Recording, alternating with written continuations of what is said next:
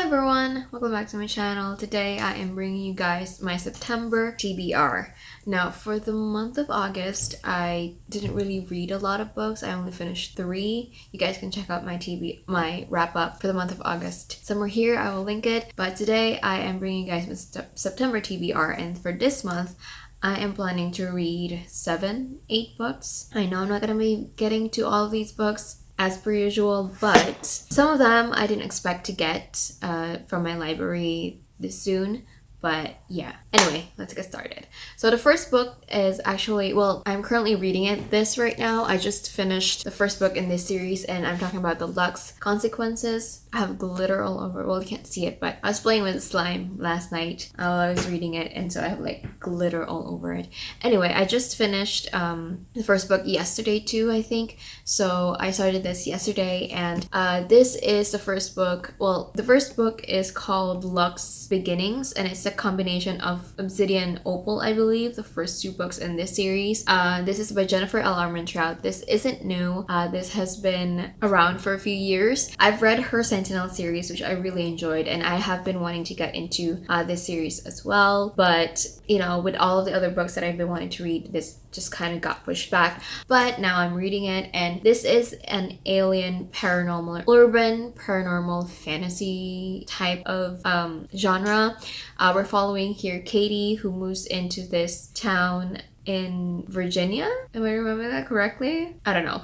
But she moves into this town, and she moves next door to these twins who are actually aliens. They're called Luxen, and they're pretty much like in their true forms, they're forms of light. And so it's very similar to like the usual Twilight type of premise, where she moves and she meets this really famous, very good looking guy who is not human, and they fall in love. There's like with the government, well, here the government knows about the Lux people, the Luxen, and there's politics, there's danger, and it's just a lot of fun. It's like crack, to be completely honest. That's why, because I've been in a slump for a few weeks now, so I decided to pick this up because I feel like this is the kind of book that will help me get out of the slump. So that is that. I'm really enjoying it so far, the series. So okay, so of course I have Lux Opposition as well here. Definitely we'll get to this. This is the 5th book in this series, and yeah, I am looking forward to see where the story goes. I really enjoy Jennifer L. Armentrout's writing. I find that her writing is a type of writing where it's just very easy to read. It's really easy to fly through, and her stories just like, it's like crack. You just can't get enough of it. It's really, really, really good. And I'm not saying that it's not substantial, because it's a lot more fun than it is serious and very complex, but I still really enjoy it. I still really like it, and it's you can get snobby over it. Like it's good. Like I like it. Okay, so the next book that I have here is To Kill a Kingdom by Alexander Christo. This is a siren, young adult fantasy novel. We're following here the Princess Lyra, who is known for being very brutal and wicked. She's a siren. She collects people's hearts, as a princess in particular, hearts. And because of a mistake, I think, she gets punished by the Sea Queen and turns into a human. And the only way she can get back to being a siren is if she could bring and deliver Prince Elian's heart. Prince Elian is a siren hunter, and he's very good at it. And he meets Princess Lyra, who is human now, and she says she knows the secret to completely destroying the siren world, and it's their story from there.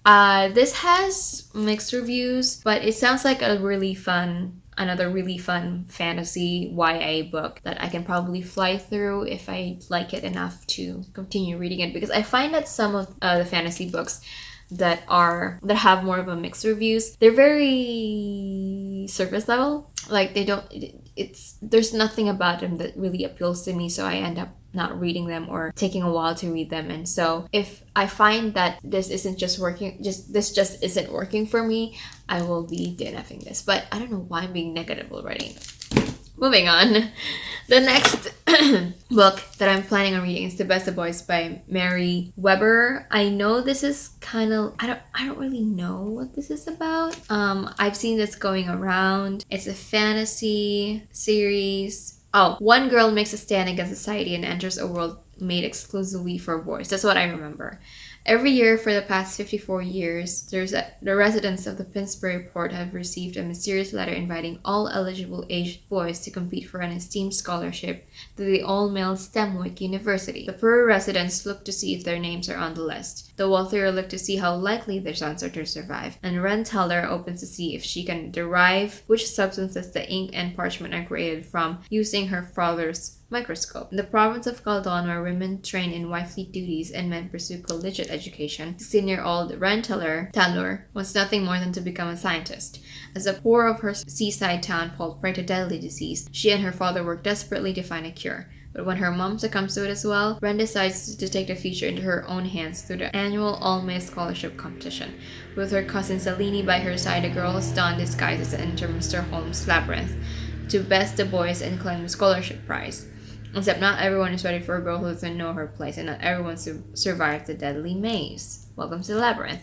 So that is what I know. She enters this school where all the eligible boys go and see if they're invited to go to this school to find a cure for this deadly disease. It's interesting that she's gonna be going with her cousin Salini as well, which I didn't really know about. I thought it would just be like the main character. So I'm really looking forward to this. Very Mulan-like. I don't know if this is like a Mulan retelling, but I'm really excited. Okay, so the next book that I am planning on reading for this month is actually something that it wasn't really in my radar, but there was one booktuber, I forgot who really sold me on this, and that is Truly Devious by Maureen Johnson. I've heard more mixed reviews about this, and that it's a mystery thriller young adult book, but for some people it falls flat. And the thing about thrillers is that I love thrillers, but the thing is, most thrillers that I read, they fall flat. They hype you up, and then when like things start happening, you're just like underwhelmed. So this has been something that I haven't been really like considering. Like, it sounds interesting, but with the things that I've been hearing and you know, me being afraid that it's not going to be something that I enjoy, I haven't, you know, been really looking forward to it. But I decided to pick this up because of someone, I forgot who. But anyway, this is about who's the main character? Stevie Bell is set to begin her first year at Ellingham Academy. She has an ambitious plan. She will solve the cold case that is set in this Ellingham Academy, where the daughter and the wife of the founder of the school, Iris and Alice, were kidnapped. And there were no clues. There weren't really any clues except for a riddle signed Truly Devious. And here in this academy, people are invited, or students are invited specifically because they're very good at a certain thing. Like, you know, one is an inventor, a novelist, an actor, an artist, and a jokester. They're very talented in what they are specifically, like, they're very talented in a very specific aspect. And so they're invited to this academy. It's very well known. And yeah, and we're just following her. I think she wants to be a detective or like an investigator. True crime aficionado. That's who she is. And so she comes to this school to try to figure out the case. So again, it's one of those things where I don't know. It's YA, it's set in a school. It sounds very interesting, but in my head, it's just, I feel like it's not going to be amazing. So I don't know why I'm being so negative about these books already, but okay, so moving on. The next one is Start Here by Trish Dollar. This is actually a very new release. This was released only last month. This is more of a summer book, to be honest. And we're definitely transitioning to fall now. This week is going to be very rainy here in Washington, which I'm so excited about. I'm just like, yes, give me fall. Anyway, this is a story. So we're following here Will and Taylor, who were supposed to spend the summer after high school sailing from Ohio to Key West with their best friend Finley. But when Finley dies just before graduation, the two girls are left with a 25-foot sailboat, a list of clues leading them to destinations along the way, and a friendship that's hanging by a thread. Now they have 2 months and 2,000 miles to cover how life works without Finley and decide if their own friendship is even worth saving. So it's kind of like a road trip, but in, I guess, the sea. And we're following here two best friends who lost their other best friend. And I know this is going to be quite emotional, but I've heard really good things about this. And I don't know, I love a really good friendship novel. I feel like we don't really get that a lot, like a friendship like story. So I'm very excited to see where this is gonna go. And I love road trip kinds of summer reads, but this time it's like a road trip but in the sea. So I'm very excited to read this book. So yeah. Okay, so the last book is actually another book. Okay, so the last book is actually another book that I wasn't really planning on reading. I first saw this in Book of the Month and it sounded interesting, but I didn't feel like including it in my like Book of the Month books. So I'm talking about The Gifted School by Bruce Halsinger. This is also recently released, I think just last month, July of this year. This is set in Crystal, Colorado. It's a fictional town. The Gifted School, called The Gifted School. Good. I think this is more of a kind of like how Harvard and Yale are very elite schools that, you know, not a lot of people get into. I think The Gifted School is also like that.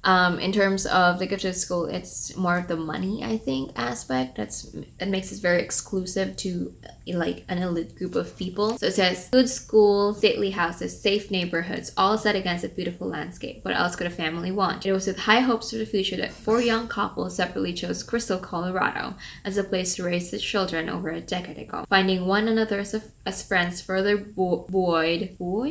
How do you say that word? Buoyed them over the ensuing years as they juggled the stresses of parenthood, careers, and marriage. Even now, as the kids head for middle school, their individual interests and abilities becoming more and more distinct, the group of families has remained tight. But when an exclusive new school is introduced into the mix, an elite new standard to meet, it represents at long last one pressure too many. Throughout the community, cracks begin to form and spread as children are pitted against one another for coveted spots in the school. Their parents shock themselves to the lengths they are secretly willing to go in the pursuit of prestige and recognition. Soon, long-burned resentments arise between friends and spouses alike, as ever more toxic instincts emerge, and the most shattering secret of all still lies waiting to be exposed. Ooh. So it reminds me a lot, actually, of this Korean drama, which was very popular, I think, earlier this year or late last year, which is Sky Castle.